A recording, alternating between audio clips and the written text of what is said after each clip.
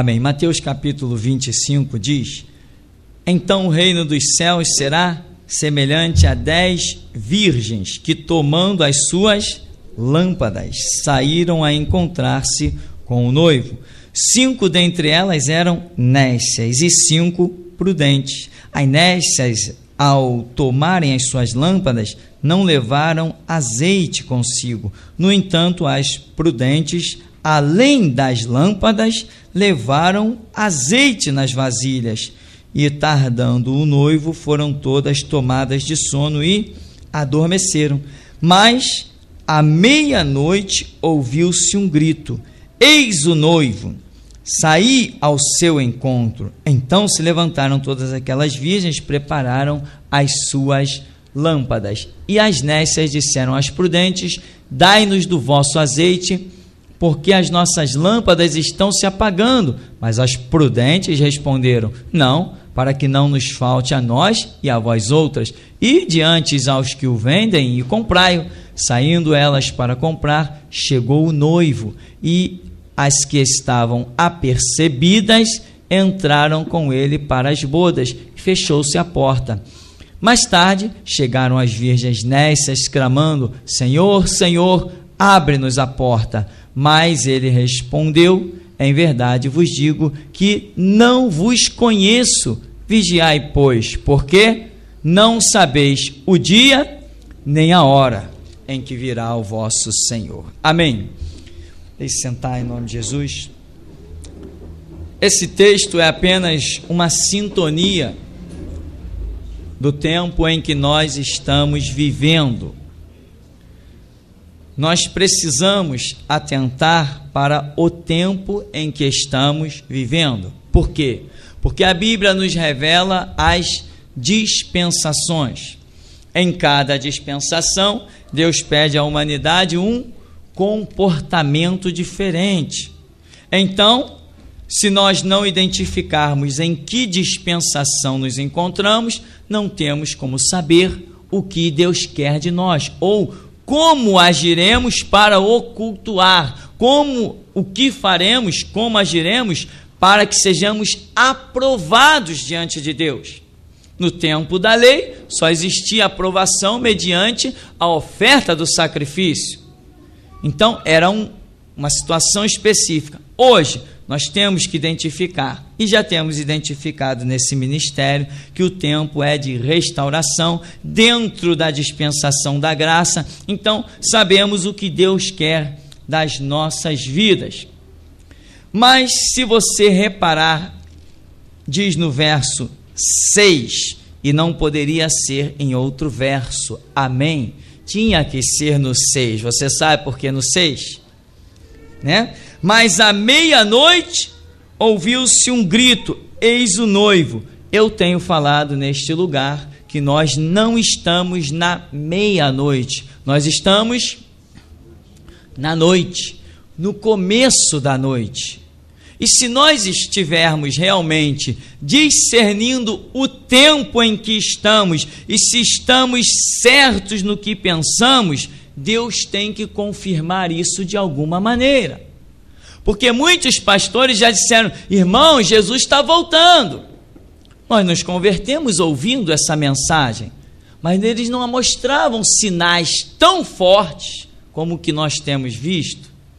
Então, à meia-noite, ouviu-se um grito, e eu tenho dito, entramos na noite, começamos na noite.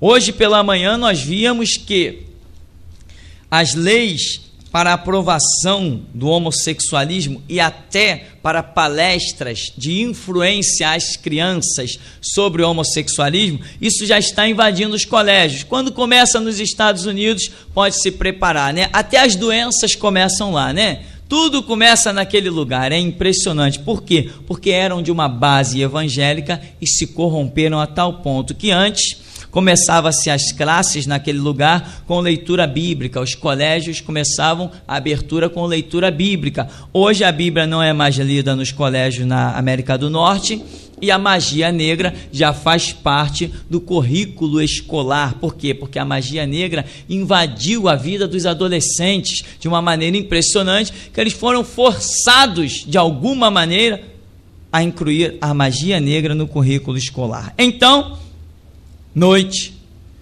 aprovação ao homossexualismo, e víamos hoje em Daniel capítulo 11, verso 37, não é isso? Que nós vimos que o anticristo não teria desejo por mulheres. Ora, se não vai ter desejo por mulheres, nós sabemos que isso é fruto de uma possessão demoníaca que anula esse desejo no homem. Nós sabemos aí que as pessoas são possuídas por vários demônios, principalmente a pombagira, e esse desejo no homem, ele é anulado por essa possessão demoníaca. Então, se o anticristo, o líder que vai ser o anticristo, ele não tem desejo por mulheres, isso já é uma alusão ao homossexualismo. Esse líder será um homossexual. Paulo diz que nas asas das abominações virá o assolador, o anticristo, mão de ferro. Então, nas asas das abominações, se você for para o Antigo Testamento e ver o que Deus considerava abominação, você vai ver que o homossexualismo estava no meio. E a tal ponto que certa vez, diz a Escritura, que Moisés encontrou um homossexual lá no meio do arraial e consultou ao Senhor o que faria. Deus falou: apedreja, mata, purifica Israel. Hoje, no tempo da graça, isso não é mais feito, não é mais aceito. Não é desta maneira que Deus age hoje, porque mudou a dispensação, mudou a maneira de Deus tratar com a humanidade. Lembra da mulher de João capítulo 8? Pega em adultério. A lei dizia o quê? Mata, purifica Israel. Mas como a dispensação está sofrendo uma transição na pessoa do Senhor Jesus, ele diz: não, mudou. Atira a primeira pedra daquele que não tem pecado. Mulher, onde estão os teus acusadores? Foram embora? Foram, Senhor, só eu fiquei. Ninguém te condenou? Não. Eu também não te condeno. Vai, mas não peques mais, senão eu vou te condenar. Entende? Então, essa oportunidade que o tempo da graça dá é porque houve mudança na dispensação. Aqui nós temos falado, chegamos na noite, mas não na meia-noite. Eu, sabendo a idade com que vou partir desta terra, sei que não chegarei à meia-noite. O que é a meia-noite? É o período mais forte das trevas. É o período da perseguição mais acentuada. Eu não vou pegar esse tempo. Eu serei perseguido? Sim, mas não como meus filhos. Não como os nossos filhos. Se os nossos filhos quiserem viver um cristianismo de verdade, eles terão algo para encarar muito pior do que o que nós vamos encarar. Porque quanto mais se aproxima o tempo do anticristo reinar, mais as leis no Congresso estarão sendo uma verdadeira ditadura. Irmão Antônio de Pádua nos falava hoje o fato de um homem que já ficou preso por um dia, porque reclamou, não aceitou que o filho participasse de uma palestra no colégio sobre homossexualismo. Na verdade, a palestra não é sobre homossexualismo. A palestra é uma indução para que todos se curvem e aceitem o homossexualismo. Isto está descartado. Nós servimos um Deus vivo e a palavra do nosso Deus é que é a lei. Entende? Mas já tem relato de pessoas presas por causa disso. Então, começamos a noite. Começamos a noite, não há dúvida, começamos a noite. Mas ainda não chegamos na meia-noite. E nós temos, Deus tem falado no meio da congregação e tem usado muito, eu glorifico a Deus, a vida da nossa irmã Dominique, com verdadeiros sonhos proféticos, que eu até brinco com ela: irmã, você não dorme não, só sonha. São vários sonhos numa noite só. E aqui tem sonhos que falam muito sobre o reinado do anticristo. Um deles, já que nós estamos adentrando, caminhando para a meia-noite, né? entrando na escuridão, um deles diz assim, é uma visão, não foi um sonho. Ela conta: vi muitos bois, gado, né? E subiam uns espinhos grandes que os atravessava. E o mesmo acontecia com alguns tomates em uma árvore. E de repente saiu um monte de espinhos gigantes de dentro da terra. E vi o mundo cheio de espinhos. E o Espírito Santo me revelou, Gênesis 3, 16 e 18. Essa passagem mostra que espinhos significa maldição. O que é isso? O gado, a fartura dos animais, e os tomates, representando a fartura dos vegetais, foram feridos por espinhos que saíam da terra. É a maldição que está se aproximando quando o reinado do anticristo, quanto mais o reinado do anticristo vai chegando, mais a maldição vai dominando a terra. Lembra? Os 4 cavaleiros de Apocalipse, o primeiro era branco, o segundo, vermelho, e o terceiro, preto, que significava fome, a fartura da terra ferida. As bênçãos somem. No reinado do anticristo não haverá fartura. Então, esse sonho já começa a apontar, tem muito mais coisas por aqui, é claro, certamente que tem. Mas observa este outro sonho, irmão. Tive um sonho que o Papa, que é líder do catolicismo, né, estava acorrentado nas mãos e pés e passava pelo meio de 2 fileiras, uma de cada lado, de animais. Lembro claramente que um urso estava de pé em uma das fileiras e rosnava ao olhar para ele, e o Papa estava com uma expressão facial de muito medo, estava aterrorizado. Se você ler Apocalipse, você vai ver que quando Apocalipse fala, João está recebendo a revelação, diz que o império do anticristo colocaria a prostituta desolada, né? Ou seja, a Igreja Católica está reinando, mas o império do anticristo ele vai começar a se usufruir dela. Chega uma hora que ele se levanta contra ela, e diz a Bíblia que Deus colocou esse intento no coração desta união do anticristo, que se levantasse contra a prostituta, que é a Igreja Católica, e a deixasse desolada. É o que está aqui nesse sonho. O líder da Igreja Católica acorrentado pelos pés e pelas mãos. Sabe por que este sonho? Porque ele está sendo dado dentro da dispensação. Acorda, irmão. Chegamos na noite.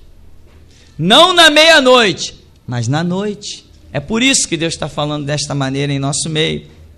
Então, aqui ele diz, as fileiras de animais de um lado, fileiras de animais de outro. O que é isso? União Europeia, união política representada por chifres e representada por animais, tanto na visão de Daniel quanto na visão de Apocalipse. A besta é um conjunto de vários animais num único corpo chamado dragão. E é a União Europeia. Inclusive, o euro nós já estamos praticamente considerando que este seja o sinal da besta tão falado em Apocalipse. Mais à frente nós vamos nos aprofundar nisso. Mas, observa, e um urso que rosnava. Este urso você pode ir para o que Eliseu, aquela visão, aquele fato envolvendo a vida de Eliseu, quando Eliseu amaldiçoa os pequeninos, que representa os discípulos não arrebatados, porque eram 42, e 42 é representação de metade do período do reinado do anticristo. Saía da floresta 2 ursas e devorava 42 meninos. Essas 2 ursas representam a liderança do reinado do anticristo. É uma coisa só, mas 2, porque é a besta que sobe do mar e é a besta que sobe da terra. É um sistema só, mas ele vem com 2 faces. Vem com a face religiosa e vem com a face política. Então, esses sonhos, para que você entenda a realidade de coisas que estão acontecendo em nosso meio. Observe este sonho. Sonhei que eu estava andando na rua, de repente apareceu uma fera muito grande e de ferro. Parou no meu caminho, mas não pôde fazer nada. Mas alguns dos que passavam ali se tornaram como gigantes de ferro. Você tem ideia do que é isso?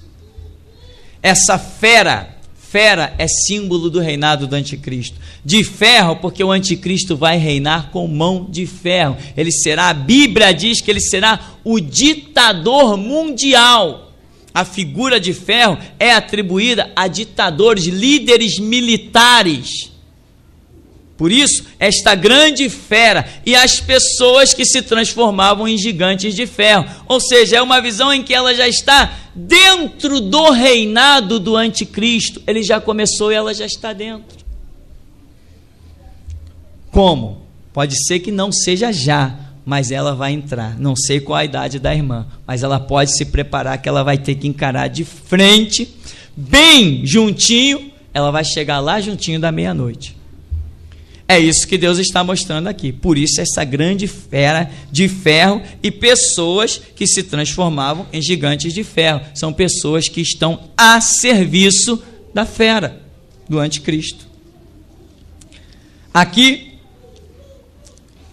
tem outros sonhos. Deixe-me ver aqui. Assim. Vamos dar um pouquinho de trégua nos sonhos sobre União Europeia e reinado de anticristo. Eu quero entrar com você em outra questão aqui, que também está no sonho. Diz ela que sonhou que eu trocava algumas cadeiras de lugar e a minha esposa se levantou e começou a trocar.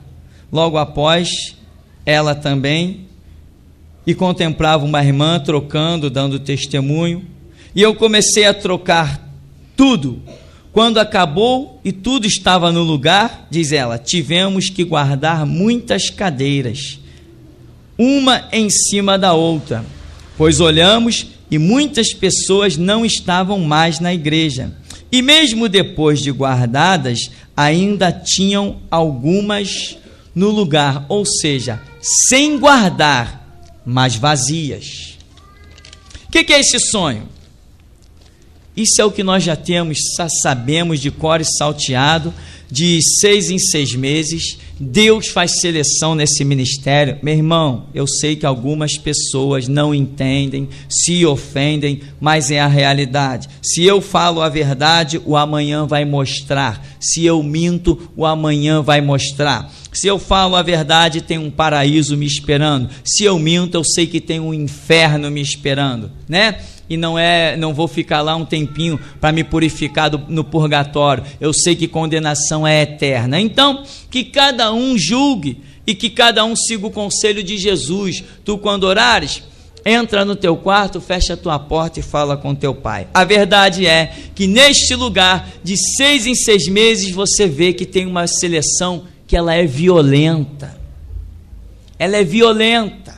Porque neste lugar, Deus nos chamou para nos preparar um ministério, preparar vidas que possam se opor à força máxima das trevas, que vai ser o próprio império do anticristo. Então isso não é qualquer pessoa, irmão. Isso é gente que quer pagar preço alto. Isso é gente que realmente entendeu o valor do evangelho, que não está preocupado só com a sua vida, está preocupado em que almas sejam redimidas. E esta visão que ela teve, algumas são visões, outras são sonhos, revela que muita gente ia sair da igreja, e já saiu. Tem 10, antes dela me entregar esse sonho, eu já estava sabendo de situação. Agora já somam 10 pessoas que saíram da igreja em apenas um mês. Se eu contar com carinho, eu acho que vai ser mais de 10. Mas ainda não acabou, irmão. Ainda tem gente para sair. Mas você sabe que algumas cadeiras ficaram vazias, sabe por quê? Porque é gente que está saindo fora da direção. Isso que representa a cadeira que fica vazia. É gente saindo fora da direção de Deus. Irmão, deixa eu dizer uma coisa. Tem gente me acusando de não ter amor, de não ter misericórdia, de não perdoar. Ministério de restauração, meu irmão, não tem perdão. É machado posto na raiz da árvore. É isso que está profetizado. Você tem a chance de conhecer a restauração. É o último grito, é o último movimento da dispensação da graça. E vira as costas, depois quer voltar como se nada tivesse acontecido. E eu que não tenho amor, quem não teve amor foi Jesus, que não perdoou Judas. Ele que não teve amor, mas ele perdoou Pedro. E o Senhor diz assim: terei misericórdia de quem eu tiver misericórdia, me compadecerei de quem eu quiser me compadecer. O que Ele me mandar, isso eu direi, isso falarei. Dou em quem doer, meu irmão. Eu sei que quando eu vou lá na minha mesa, que ela está farta, não foi homem que pôs aquilo lá. Então, meu irmão, Deus está falando mesmo, e não está falando só por esse sonho, tem falado dia a dia na palavra. E muita gente nessa igreja caiu, porque achava que nesse lugar Deus falava por profeta, quando na verdade nesse lugar Deus fala é pelo púlpito. Aqui Deus fala é pelo púlpito, não é por profeta. Profecia não é a palavra, profecia é um sinal. Sinal, a Escritura diz que profecia é sinal, não é a palavra sai do púlpito. Liderança da igreja é púlpito. Tem outros sonhos aqui pesados e estarrecedores. Logicamente eu não vou contar, nem para constranger a irmã e nem para parecer que eu estou querendo entrar numa guerra pessoal. Eu sei em quem tenho crido, estou bem certo que Ele é poderoso. Então tem sonhos aqui que eu não vou nem entrar em detalhes, mas eu quero que você entenda que neste lugar tem seleção, sim. Tem mesmo. Aqui tem mesmo. Entende, irmão? Isto não é para denigrir ninguém ou para sei lá o que, constranger ninguém. Essa é a realidade do Evangelho. Sabe que tem seleção? Jesus foi ressuscitar uma menina. Quem ele levou com ele?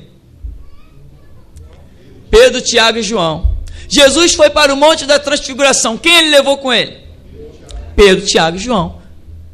Jesus foi fazer uma outra situação lá, uma outra ressurreição, se não me falha a memória, e levou de novo Pedro, Tiago e João. Ué, Jesus está discriminando? Não, ele está mostrando que é ele que faz a seleção. É ele que escolhe. É ele que sabe quem vai levar e quem vai deixar. Ele não tinha 12 discípulos? E que panelinha é essa de Jesus? Nós não podemos fazer panelinha, mas ele pode. E quando ele opera, minha irmã, não adianta.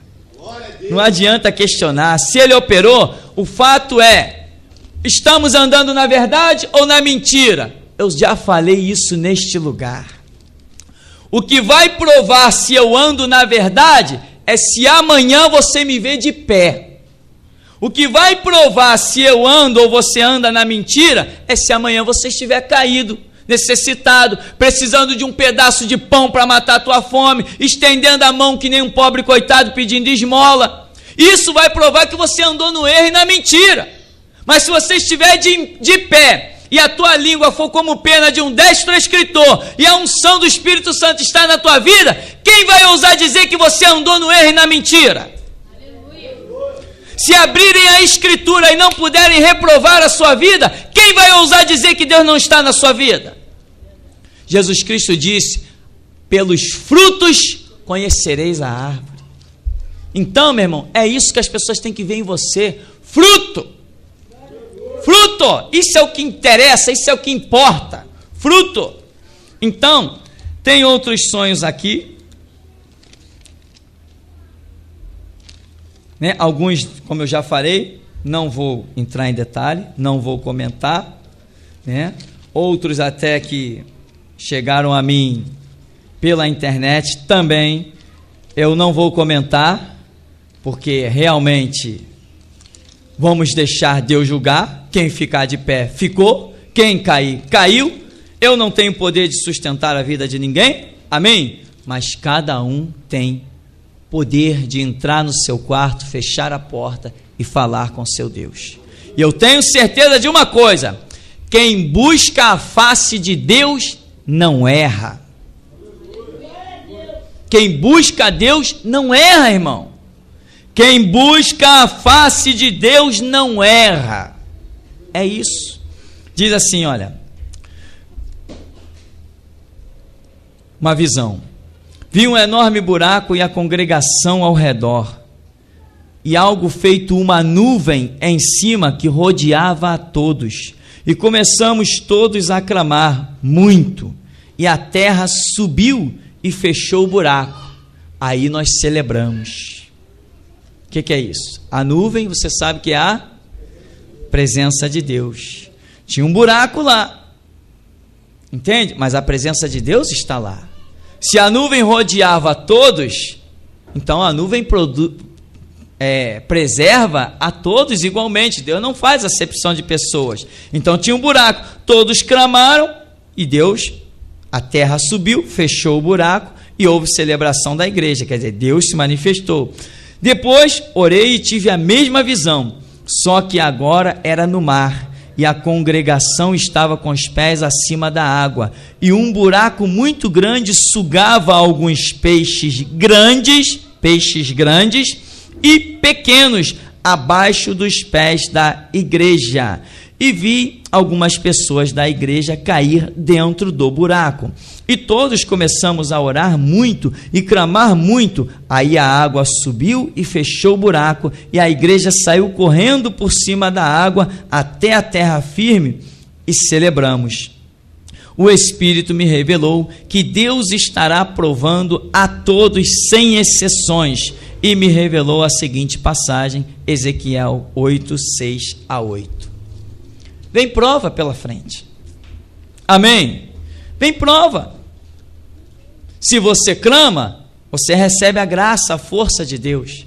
Mas se você acha que as coisas têm que acontecer de acordo com o que você pensa, eu não concordo que o pastor use uma camisa azul, uma calça preta, eu não concordo que ele vista a calça preta a semana toda, será que ele não tem outra? Isso não interessa. Você tem que ouvir Deus, irmão. Você tem que depender de Deus. Não concordo que o pastor ponha aquele irmão lá na porta, aquela irmã não sei aonde, eu não concordo. Não interessa, irmão. O que Deus tem para a sua vida? O que Deus tem para a minha vida? O que eu faço, se você andar na presença de Deus, o que eu faço, ou de certo ou de errado, não vai te contaminar. A responsabilidade é pessoal. A Bíblia diz, a alma que pecar, essa morrerá. A responsabilidade é pessoal. Não é isso que diz a Escritura? Então, queridos, tem alertas demais. Eu vou concluir aqui. Tem muitos sonhos, como eu falei. Vou concluir com um sonho que foi dado ao nosso irmão Afonso.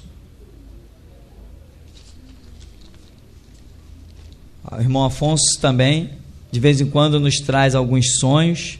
Na verdade, muitos sonhos mesmo, mas esse que ele escreveu, eu vi algo muito importante e eu pedi que ele escrevesse esse sonho. O irmão Alessandro está aí? Não, né? O irmão Alessandro teve um sonho. Antes de comentar sobre esse sonho do irmão Afonso, o irmão Alessandro teve um sonho que foi mal interpretado por uma pessoa que estava na igreja. Falou que não sabe. Interpretação, meu irmão, não é algo da sua cabeça. Interpretação não é o que você pensa ou o que você acha. Interpretação é o que o Espírito Santo revela. E o irmão Alessandro teve um sonho, que estávamos aqui num culto, e ele entrava por uma porta, e quando ele saía, era noite, era escuro. Ele entrava nessa porta com algumas pessoas e pegava uma bandeja. E saía com a bandeja vazia, e quando ele se dirigia para uma estrada, era muita treva, muita escuridão. Sabe o que é isso? Ele também estará ministrando face ao império do anticristo, à meia-noite. Ele vai chegar lá pertinho. E sabe o que é a bandeja? Vazia. Por que a bandeja estava vazia?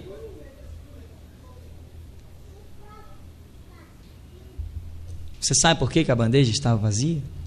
Você tem ideia por que a bandeja estava vazia? Você lembra de João Batista? É por isso que a bandeja estava vazia, tá bom? Então, meu irmão Afonso teve um sonho que ele disse assim: na madrugada tive uma visão num sonho, com uma aparência escura ao fundo, como que uma noite sombria. Uma voz que dizia que a União Europeia, junto com o euro, já estão se espalhando pelo mundo, implantando seu domínio sobre ele. Logo em seguida, com a mesma aparência escura ao fundo, aparecia em pé o pastor Tupirani em meio a um lugar com casas humildes no bairro de Santo Cristo. E a mesma voz continuava a dizer que desse lugar humilde, Santo Cristo, pelo ministério do pastor Tupirani, seria a igreja que dominaria o mundo. E somente pelas pregações desse ministério que os homens irão se converter ao Evangelho, de agora em diante. E somente este ministério combaterá a União Europeia, e que reis e governos terão que se curvar a ele. E também aparecia o irmão Alessandro e eu, Afonso, como que pesquisando livros numa mesa. Enquanto a voz ia explicando os fatos, eu fazia perguntas a respeito de cada situação, espantado e impactado com cada revelação. Assim que terminou o sonho, acordei atônito e pasmado com a grandeza da revelação. Isso era por volta de 5 horas da manhã. Esse sonho é verdade? Esse sonho é mentira? Não importa. Importa que nós vejamos os frutos lá na frente. Isso é que importa. Entende? Agora, eu sei que daqui para frente ou é restauração ou está cortado. Isso eu sei. Agora, cada um que siga seu caminho. Amém, meu irmão? Se os meus pastores tivessem sido duros, como eu sou, eu não teria sido um camarada no começo da caminhada tão relaxado. Eu só fui me firmar mesmo, assumir um compromisso com Deus depois de 5 anos de evangelho.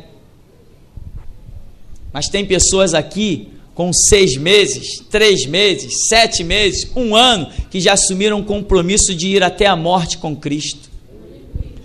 Eu só fui conseguir fazer esse voto de ir até a morte com Cristo depois de quase 10 anos de evangelho, porque os meus pastores eram um fracasso, era uma vergonha, era moleza. Então, meu irmão, aprenda que a palavra é dura. E agora que a noite começou, a peneira vai estreitar, ou não vai? Quem vai querer encarar o anticristo? Tem que ser alguém muito destemido e determinado. Quem vai querer encarar o império? As leis estão aí. Olha, se você não deixar o teu filho na palestra do homossexualismo, tu vai preso. E aí? Você acha que qualquer um vai encarar isso lá na frente? Deus vai deixar qualquer um sair com título de cristão para chegar lá e envergonhar, quando tiver que entrar na fornalha ou na cova, dizer não, negar? Deus não gosta de ser zombado, escarnecido. Ele só investe na vida de valente. Entende isso? Então, meu irmão, ore, né? Ore. Não me peça cópia dos sonhos. Se eles quiserem dar para vocês, eles podem dar. Mas a mim não me peça cópia desses sonhos. Amém? Eles ficam comigo em segredo. Só largo assim na mão de quem Deus manda largar. Então, se eles passarem para vocês os sonhos, eu não tenho nenhum problema com isso. Amém? Não sou dono do sonho de ninguém, nem sou eu que dou sonho para ninguém sonhar. Agora, esses aqui eu vou deixar guardadinho comigo, porque eles vão ser muito úteis para a próxima geração. Para a próxima geração. Está entendendo, irmão? Então, querido, qual a nossa missão? Senhor, eis-me aqui. O que tu tens com a minha vida? O que tu queres de mim? Quando eu comecei a perguntar a Deus, irmão, o que Deus queria de mim, Deus levantava profeta e dizia assim: olha, come Bíblia, Comer Bíblia? Tá bom. E Senhor, o que tu queres da minha vida? Aí em outro lugar Deus dizia assim, levantava um profeta e dizia assim, ei, come Bíblia. Quer saber o que Deus quer da tua vida? Come Bíblia.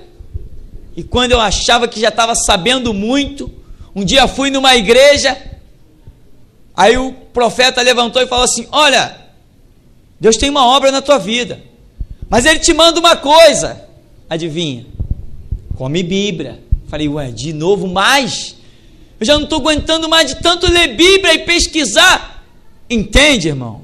Deus não chama, Ele investe na tua vida, você aceita o caminho do investimento dEle, depois Ele vai usar a sua vida, para a honra e glória do nome dEle. Amém? O Senhor nos abençoe em nome de Jesus.